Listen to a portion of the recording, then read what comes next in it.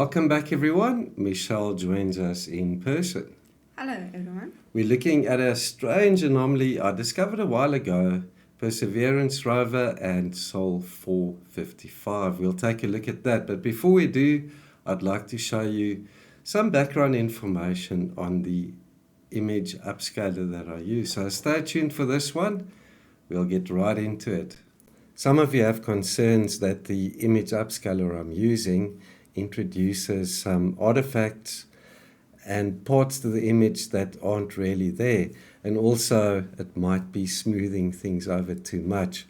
So I went to the original Topaz website and got to this page. This is where I originally checked if it would work on these anomalies I'll be showing you in my videos. And here's an example of the pyramid, and you can see if you move the slider over to the left, this is the upscaled, clearer version of the image to the right, and to the left, that's what it would look like if you zoom in not using the upscaler. So you can see over the eye, yes, it does smooth that eye over, but just above it, over there, we've got that row of blocks, and check, doesn't really smooth those blocks over. It just enhances the outlines. So yeah, it does smooth things over, but if you look at this example, it's doing it with this part that, yes, the original object is smooth in that area. So let's go down here. Check out the blocks in this area too. So the upscaler basically just enhances the outlines, so it looks more focused. Yeah, I've chosen an example or two of images that I've upscaled and presented already. Here it is of the object zoomed in with normal quality. Let's turn on the image upscaler. Check the difference. It's enhanced the edges, and yes, objects that are smooth, it does look as if they are a little smoother than in the blurry version. So yeah, the upscaler does make things look a little smooth, but check this out. You can adjust the AI. Yeah, it is way too high, and it's smoothing things over too much, and also it enhances the edges way too much as well. So I always compare the standard high quality version with the upscaler, and I always adjust this to remove the blur, but just to make it a little clearer. So I normally settle for about there. So check. Let's go to the next image. It's of this block with the small protrusion on top. So originally it would look like that, and then with the upscaler turned on, it enhances it, and you can actually see it hasn't smoothed the surfaces of this block. It's enhanced the cracks and imperfections.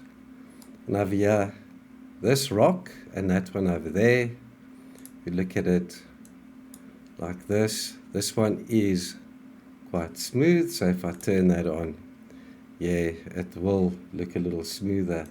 And there it's turned way too high again. So always turn this down to a point where it just starts enhancing it, so that you can make out better detail. Let's go to the next one. This is the anomaly I'll be featuring. So let's go down to the object. It's over here. Check that out. There it is without the enhancement turned on. Now I've turned it on. So let's have a look at the rocks and features there. That's with it turned off. That's with it turned on. So it's not really introducing any weird artifacts or making things look a lot smoother than they really are, in my opinion. So there, I've turned it off. Check the area over here. Even in the original is very smooth. When I turn it on, it just enhances that smoothness. So let's go back to that object. If you turn the upscaler way up, check at the edges. You can see it's overcompensating. So I turn it down to about there. And there it is originally. So I hope this clears up your concerns. Let me know in the comments if there's something that I may have overlooked and you'd like me to cover in a future video. So to start off with, let's have a look at where the rover was on Sol 455. It was here in front of this area called the Bacon Strip, and I speculated, took a photograph of this area here, and the anomaly is located over here to the right of the Bacon Strip.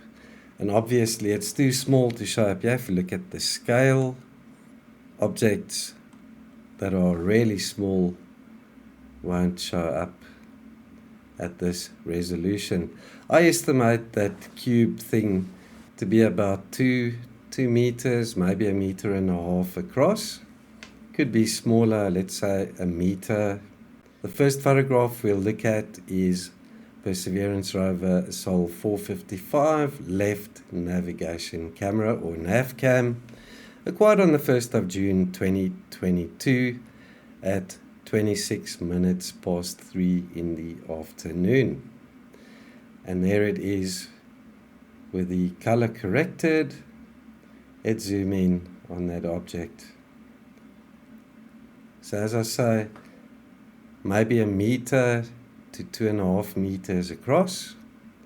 It's difficult to tell, there's no image scale indicator, so check the object there, folks. It's totally out of place. Look at the boulders in this area, there is nothing else like it. The second photograph acquired on the 1st of June 2022 using the right navigation camera, and this was at 16 minutes past 3 in the afternoon. We'll be zooming in on the object over there, and you can also see the color correction is correct. None of this looks way out of whack. So this is basically, in my opinion, the right color. I don't know why they put that red filter over everything. So let's zoom in on the object to the right.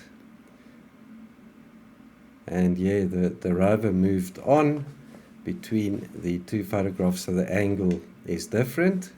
But you can also see this is a very, very symmetrical block. In my opinion, highly artificial. What its purpose is, I don't know, but there is nothing else like it in this vicinity of the Bacon Strip. Check there. Not the typical rocks and boulders, even the color and the texture is different. And yeah, I've put the two next to one another for comparison. The photograph in the first shot is a lot darker in this area, and in the second shot, this is the brightness and contrast from that angle. So let me know in the comments, what do you guys and girls think this thing could be, and how big you think it might be as well. What purpose does it serve? Doesn't look like a rock or boulder to me. Thank you for watching. Michelle and I will see you in the next one very soon. Ciao for now.